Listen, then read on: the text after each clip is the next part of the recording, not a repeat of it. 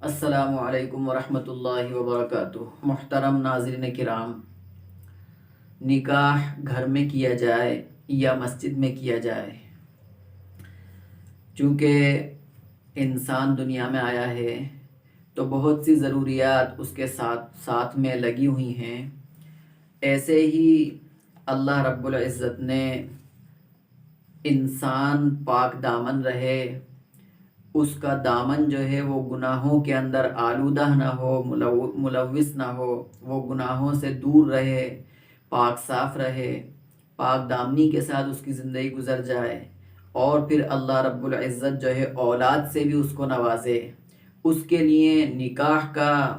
ایک طریقہ شریعت نے بتایا ہے۔ تو اب یہ نکاح کہاں کیا جائے؟ کیا یہ مسجد میں کیا جائے یا گھر میں کیا جائے؟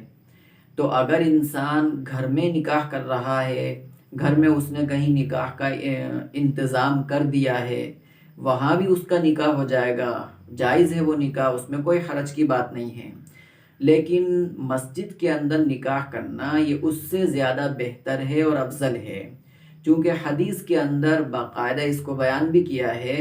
اعلنوا ھذا النکاح وجعلوہ فی المساجد، کہ نکاح کا اعلان بھی کرو اور اس کو مسجد کے اندر کرو۔ تو مسجد کے اندر نکاح کرنا اچھی بات ہے، حدیث میں جو حکم دیا گیا ہے اس پر عمل بھی ہوگا، اور اس پر عمل کی وجہ سے اجر و ثواب کا مستحق بھی ہوگا۔ ایسے ہی بسا اوقات اجتماعات ہوتے ہیں، تبلیغی اجتماعات ہوتے ہیں، کیونکہ وہاں بھی 2 دن 3 دن تک باقاعدہ 5 وقت کی نمازیں ہوتی ہیں۔ اگر وہاں پر انسان نکاح کرنا چاہے تو گویا کہ وہ اجتماع گاہ بھی مسجد کے حکم میں ہوگا، تو اس لیے وہاں بھی انسان جو ہے وہ کر سکتا ہے، وہاں بھی اس کا نکاح بالکل درست ہوگا، معتبر ہوگا۔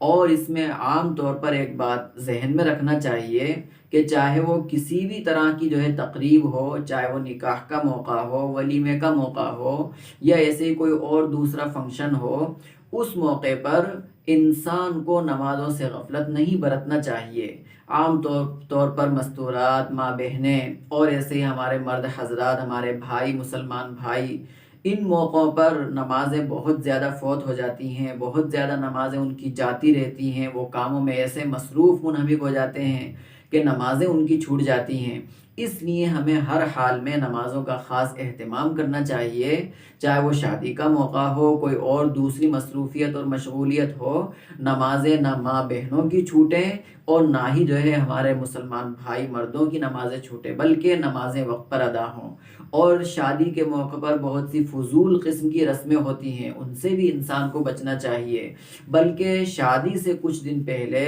1 ہفتہ 2 ہفتہ پہلے علماء سے ملنا چاہیے، ان سے مسائل معلوم کرنا چاہیے، اور شادی کا جو صحیح طریقہ ہے وہ طریقہ ان سے جان کر اس کے مطابق عمل کرنا چاہیے۔ تو جب اس کے مطابق عمل ہوگا تو فضول قسم کی جو رسمیں ہیں ان سے بھی انسان بچ جائے گا، اور اس کا پیسہ ضائع بھی نہیں ہوگا، بلکہ بہت کم پیسے کے اندر، بہت کم خرچ کے اندر اس کا وہ نکاح بھی ہو جائے گا، سنت کے مطابق وہ عمل ہوگا، اور باقاعدہ وہ اجر کا مستحق بھی ہوگا۔ حدیث کے اندر تو آتا ہے ان اعظم النکاح برکتاً ایسرہ مؤونہ، کہ سب سے بابرکت نکاح وہ ہے جس میں خرچہ سب سے کم ہو۔ تو اس لیے انسان اگر اس عمل کو سنت کے مطابق کرے گا، مسجد کے اندر کرے گا، تو اجر کا مستحق بھی ہوگا، اور فضول قسم کی رسموں سے بچ جائے گا، اور پیسہ ضائع کرنے سے بھی جو ہے بچ جائے گا۔ بہت کم خرچ کے اندر اس کا یہ عمل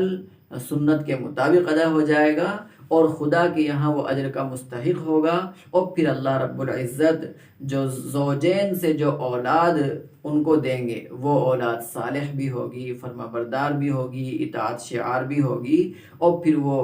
بڑی ہو کر دین کی داعی اور دین کے جو ہے وہ شیدائی ہوگی۔ اس لیے ہمیں اس عمل کو مسجد کے اندر کرنا چاہیے، یا اگر کہیں اجتماع ہو تو وہاں پر بھی ہم جو ہے وہ نکاح کر سکتے ہیں، اس میں کوئی حرج کی بات نہیں ہے، بلکہ افضل اور بہتر یہ ہے کہ انسان اجتماع گاہ کے اندر نکاح کرے یا کرائے، یا ایسے ہی مسجد کے اندر اپنا نکاح کرے یا کرائے۔